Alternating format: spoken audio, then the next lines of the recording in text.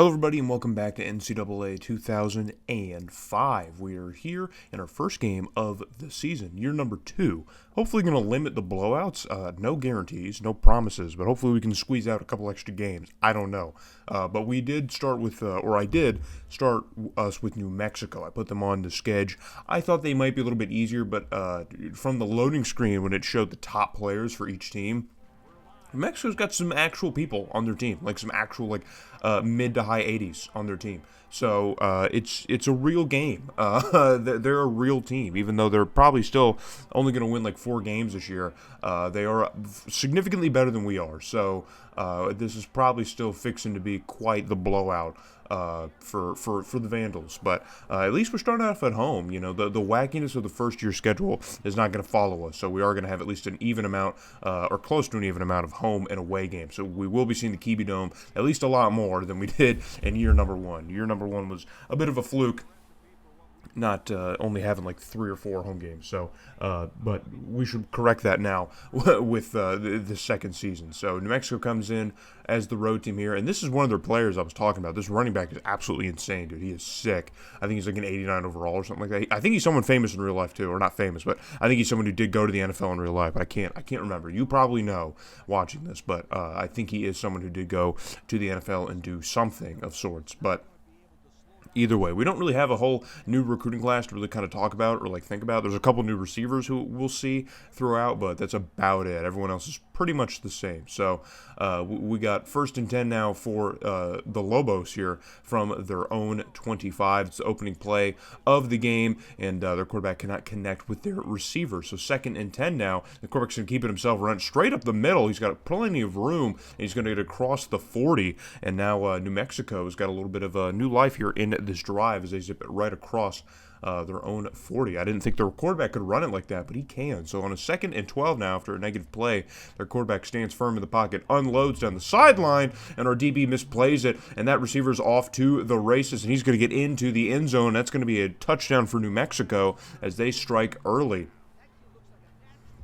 And I don't know what our DB did, or rather didn't do, to get himself in proper position. It looks like he maybe tried to make a play. It just overran it. I don't know. But we don't have number 8, who was our best DB last year, so we're kind of running with, a little bit less. It's still a good position on the defense considerably, but on a 3rd down, number 16 fires this one off, and he finds an open man to get across the 50-yard line. So now we have a little bit of new life on our own drive here as we were facing a 3rd down already, getting off to a slow start offensively.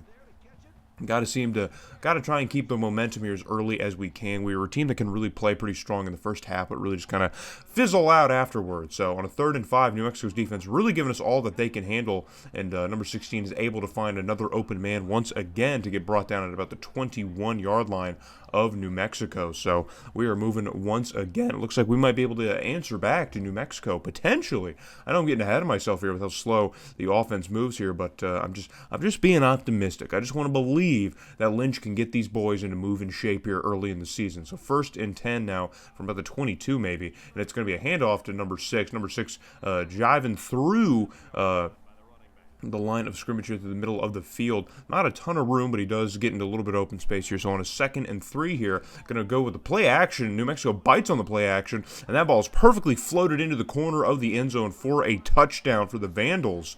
So New Mexico is kind of placed pretty well with their zones, but number 16 able to spot that and just kind of float that ball where he needed to float it in order to get into the end zone. And it was amazing that New Mexico bit on that play fake. I can't imagine their defense, who played so well in that opening series, was able was not able to read that play action. So we have the ball once again as New Mexico's offense was stalled, and it's a humongous pickup for the Vandals as number 16 shoots a Hail Mary ball all the way downfield and ends up in the hands of an Idaho receiver. So now, long situation to go here to get to the sticks here. Number 16, plenty of time to throw. Moving around in the pocket, still moving, unleashes it across the middle of the field, and he finds a linebacker's big hand. So that's a new recruit for New Mexico, as you can see the name on the back. So 4th and 11 now. We're already kind of in desperation mode. Going to keep the offense on the field. I guess Lynch knows that if this offense doesn't get a ton of opportunities in the opposing territory, then it's going to be a long game. So we tried it on 4th down, did not work. And on a 3rd and 2, there's New Mexico's running back kind of getting busy here, number 22, picks up the first down and a little bit more here, getting spun out on that tackle, but not before picking up the first. So 1st and 10 for the Lobos now. The quarterback stands on the midfield logo here, throws it across the middle, finds an open man who breaks some tackles and gets into open space here. And now New Mexico looks like they should be about in the red zone or close to it. After finding a nice little chunk of play here on offense. So, yeah, inside the 20, they go. That was an athletic play by their receiver, so now the quarterback's going to try and run for it again here. He gets the outside edge, picks up a block here, gets across the 10, the 5, and dives for the pylon, and he's going to be in the end zone as none of our defenders who made it to him here really made a play on him. I guess that dive really kind of threw everybody off. No one was willing to lay their body on the line to try and keep him out of the end zone. So I guess our quarterback is just as athletic and can run as well as the running back can. Look at that. He was still calling for a pass an inch in front of him. It's hilarious. These old games are pretty funny sometimes. So first quarter comes to a close here, and it's 14-7 now. New Mexico has just finally found enough to take a lead here, but they are on offense again here. On a 3rd and short, they're going to hand off to the running back again, and he's going to get the first down here and about a handful of yardage. And as you can see, already the rushing comparison completely a night and day as New Mexico's finding a little bit of rhythm running the football, and we are struggling once again to do the same thing. So on 1st and 10 here, quarterback's going to roll out here. Doesn't really roll out, though, but he finds number 4 open. He gets a first down and is brought down at about the 10-yard line. So number 12 is really having himself quite the game for New Mexico. I don't know if we have the guys to contain that. So it's going to be a handoff now to the running back. It's a backup running back. It's number 21. It's not number 22. And he's got plenty of open running room, to get into the end zone. About a 10-yard run to get himself in there. Look at that, dude. The seas just parted. It looks like our safety maybe even took a bad angle, too. So we get to the next ensuing kickoff following New Mexico's score to put them up 21-7. And don't tell me, it's another fumble on a kickoff, man. That's like the 3rd one that we've watched. We could have even had more in the games that were sim, but that's like the 3rd time. This time it's number 6, our starting running back, who fumbled it. So I don't know what to do to prevent that, but New Mexico now with another opportunity to really blow this game wide open. Number 12 going to try and run it again. There wasn't as much room in the middle that time, but he was still able to get brought down across the first down marker. So 2nd and 5 now. Number 12 rolling out a little bit here, floats it across the middle of the end zone, and he finds 84 once again.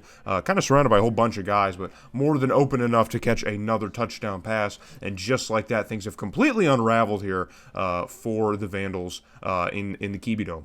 Things are kind of unraveling. We're now down 28-7, and yeah, things are going to get a little bit tougher here moving forward. So on a 3rd and 1, New Mexico with the ball again as we are unable to do anything on offense, and it is a humongous pickup to get them inside the 25, and New Mexico is just going to continue doing whatever they want offensively because that's just how they roll, I guess. I told you this one might be a little bit treacherous for us here, and it's looking to be that as number 12 finds 84 in the end zone once again for a 22-yard touchdown pass, and now New Mexico really just kind of doing whatever they want, just kind of doing the things that they do. So looking for that moral victory here. I'm not sure if we'll find it. It's still the first half, by the way, and New Mexico once again gonna do what they do as number 84 once again continues to feast here. There's just no answer defensively on Idaho's side for him. He just seems to be doing whatever he wants. And number 12 really just cutting up the defense here as he finds a wide open receiver standing along the back end zone sideline here. The little chalk in the back of the end zone for a 6-yard touchdown pass. So the first half will come to a close, and we're down 35 points. Down 35 points. It's okay, though. In the third quarter here, we're finally moving on offense. We're doing something here. Number 16 floats this one out here into a little bit of a bucket. In triple coverage, somehow he comes down with it. I have no idea how he came down with it, but somehow he came down with it. Isn't that amazing that he came down with it? I think that's spectacular. Wow, look at that. I mean, he's finding those are good passes. The passes that he is making, I'm a little bit impressed with, okay? He's up to like a 68 overall, I think, or it might be a 70. So the passes are starting to look a little bit better, but the game plan still not really all that inspired here. So as New Mexico is able to force the fourth down here. And Lynch is going to take the 3 points, I guess. You need 35, so why not just take your 3 and just roll with it, right? I don't know. I really don't know why you don't go for fourth, but whatever. So number 22 getting open again here in the middle of the field here. It's a foot race. No one's going to die for him. Try and make an effort play here. Maybe the boys just don't have that fight. Maybe they just don't have the spirit in them. I don't know. But it's getting bad. It's going from bad to worse here as New Mexico able to score once again. And we're just going to end it there because nothing else would happen in the game. New Mexico's last touchdown would be the last point scored. 49-10 is the score. We get blown out once again at home. I don't even know if there's a chance to win at home. I really don't know. I have to look at our home games for the schedule and see if there even is a game at home that we have a good chance of winning. I'm not optimistic, to be completely honest with you. I'm really not optimistic. So, yeah, maybe the conference games. I don't know. I doubt it, though. I really doubt it.